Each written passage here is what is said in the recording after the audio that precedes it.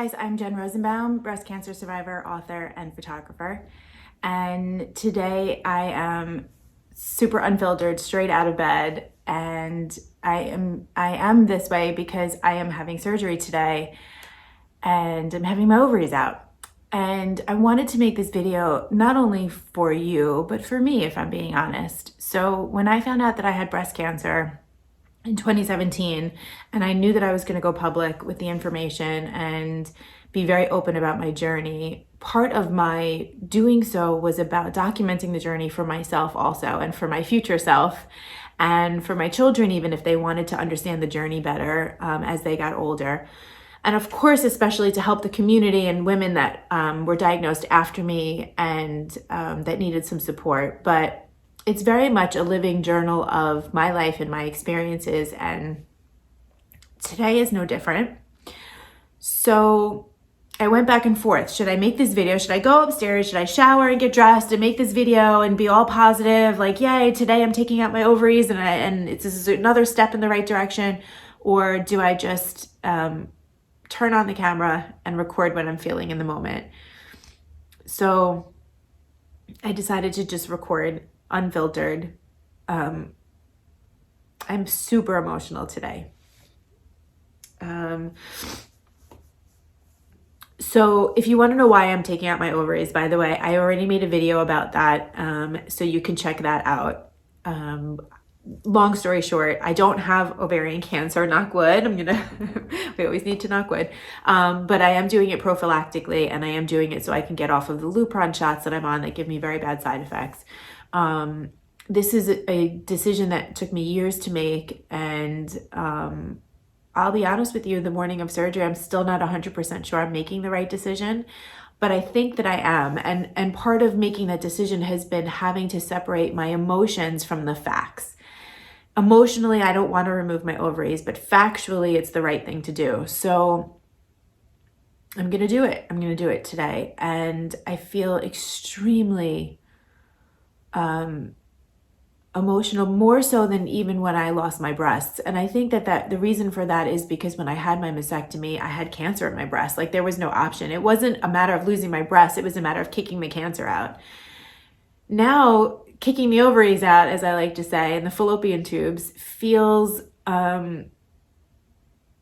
it's really sad. It's actually really sad. And it feels, once again, as if my femininity is under attack. And it's almost nostalgic. I don't know how else to explain it, except that I have two beautiful children, and my ovaries have served me. And so much of our culture for women is about reproduction, right? Like, this is what we are brought to this earth for, even though you and I know it's more than that. But this is our main role on earth, is to reproduce. So when you lose that ability, which I have already lost, I'm already in medical menopause, and I mean, I'm 46 years old. I'm certainly not having more children regardless. But when you're really faced with losing that ability, it's difficult. And I think that this is part of the emotions that women go through in menopause as well, is it has you facing your aging and your role and your worth and your identity. And who knew that so much of that was wrapped up in this organ you can't even see, right? It's not like your breasts that I removed and you could see them outright, and if somebody has breasts or doesn't. Like, nobody knows. And in fact, it's so funny because since I've said I'm removing my ovaries, so many people in my life have come to me and said, oh, I removed mine 10 years ago. I removed mine 5 years ago. I'm like, really? I had a client the other day who also removed them, and she's like the most feminine, beautiful, gorgeous woman I've ever seen. So I know that femininity and beauty and strength and resilience and self-worth can all exist with or without ovaries. I just feel really sad about losing them. I feel really sad about it. And there is a mourning that happens when you lose parts of you, even parts that you can't see. And I do feel that I'm mourning them right now. And the logical side of my brain says, what is wrong with you? You are never going to have ovarian cancer. Like, how great is that? You are taking control of your health right now. You're taking control of your body. This is strong and this is brave. And that is true. And also, I am sad that it's happening, and I just don't want to do it in a way, you know?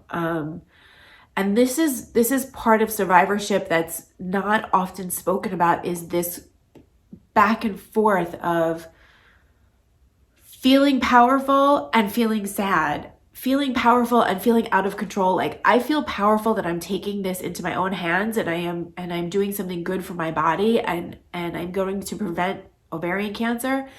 And at the same time, I feel like I've lost control. Like, why, cancer? Why are you picking on me? Why can't you just leave me alone and let me just be in my body and not have to have more surgeries and more decisions and more worry? So these conflicting emotions exist all the time, simultaneously. And I just really want to kind of bring that message to light today, because I think that we don't talk about it enough. We don't talk about in survivorship how difficult these decisions are to make. Or pre-vivorship. I mean, for the pre-vivors out there that have removed their breasts and their ovaries, I would imagine that they go through this feeling tenfold, at least. So it's so difficult. These decisions are not black and white. They're very difficult to make. It's risk versus reward. And I'm just praying that things go smoothly today, and that I'm making the right decision, because we don't really ever know if we're making the right decision or not. I don't know how I'm going to feel after. So many people tell me they feel better after. Some people tell me they feel worse after. I don't know. But whatever it comes my way, I will manage with it. And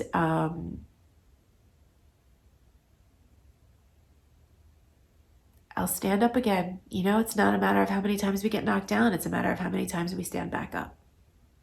So I just want to send that message out to all of you today that are struggling with something, anything. It doesn't have to be cancer related.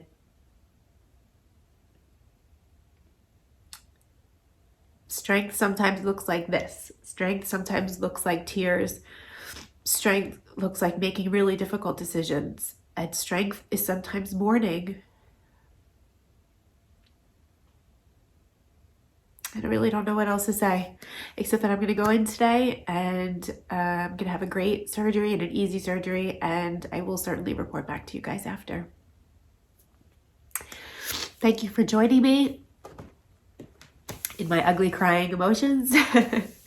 I appreciate you all, and I appreciate your support and your follow. And if you know somebody going through breast cancer or making these decisions, like, share, and follow. Let's support everybody.